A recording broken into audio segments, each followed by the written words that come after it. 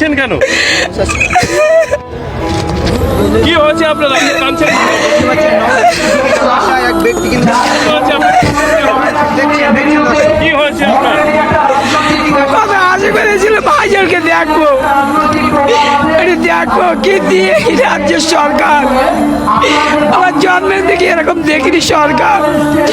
যে আজকে যার জন্য এসছে, যার জন্য জনগণ এসছে, যার জন্য বিভিন্ন এলাকা থেকে এসছে, আজকে শাসক দল কি করছে? এই শাসক দল কি করছে? জন্মের পর থেকে আমি এরকম শাসক দল দেখিনি। দিদি তো বক্তব্য রাখেছে গুজরাট খারাপ, এ দেশ খারাপ, ও দেশ খারাপ। আজকে মুখ্যমন্ত্রী তুমি জেনে রাখো, এই পৃথিবীর থেকে একটা মাত্র সব থেকে খারাপ দেশ তুমি করছে এই পশ্চিম বাংলা। মাননীয় মুখ্যমন্ত্রী বলবো, যার জন্য আমরা এখানে এসেছি সেই ভাইজান আমাদের প্রত্যেকের অন্তর আছে, প্রত্যেকের অন্তর আছে, ওদের চোখে দেখতে পাইনি কিন্তু তার কণ্ঠগুলো আমরা শুনেছি। কিন্তু তুমি কি সরকার? জনগণ তোমার কি দেখে করেছে? এই সরকার কবে শেষ হবে?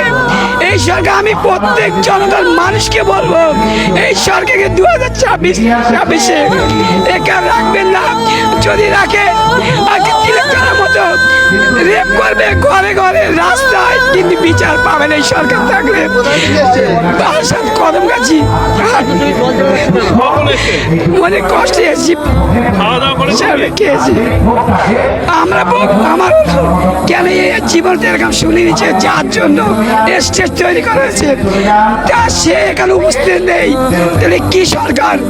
এই সরকার, আমি প্রত্যেক মানুষকে, হিন্দু খ্রিস্টান জন্য সকলকে বলবো, এই মমতা ব্যানার্জিকে আগামী 26-এ যে ইলেকশন আছে একে প্রত্যাখ্যান করুন। তাহলে আগামী দিনে আপনাদের এরকম করবে, ওই একা রাজত্ব করার চেষ্টা করবে, করলে আগামী দিনে কারোর কোনো ইয়ে থাকবে না, স্বাধীন বলে কিছু থাকবে না।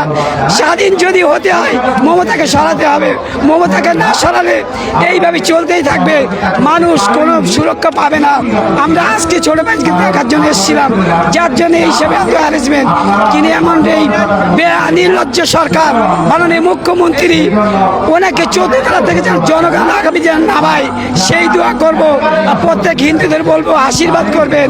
আগামী দিনে নওশাদ সিদ্দিকী আপনাদের হয়ে লড়বে, প্রত্যেক জাতির হয়ে লড়বে। এই মমতা বন্দ্যোপাধ্যায় এ শওকত মোল্লাকে বলেছিল তুই বোমবাদী, শোকে দায়িত্ব দিয়েছে। এ সরকার শুধু তোমার বোমবাদী নিয়ে কাজ, এ সরকার লুটের কাজ। আজকে জনগণ পিছনে নেই, সরকার শুধু লুটে ভোটগুলো দিয়ে করছে বলে জিতে আছে।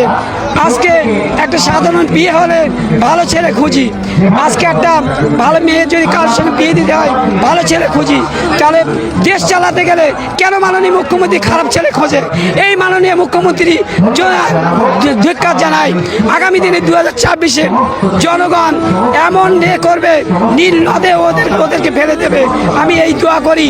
আর হিন্দুদের বলো তোমরা আশীর্বাদ করো যেন মাননীয় মুখ্যমন্ত্রী 2026 হেরে গিয়ে আমাদের নতুন করে যে স্বাধীনভাবে সকলে বাঁচার যেন আশ্বাস পাই আমরা। এই বলে আমি মোহাম্মদ শফিক ইসলাম। আমি দল মাঝে মাঝে করি, মাঝে মাঝে ছাড়ি। ধন্যবাদ।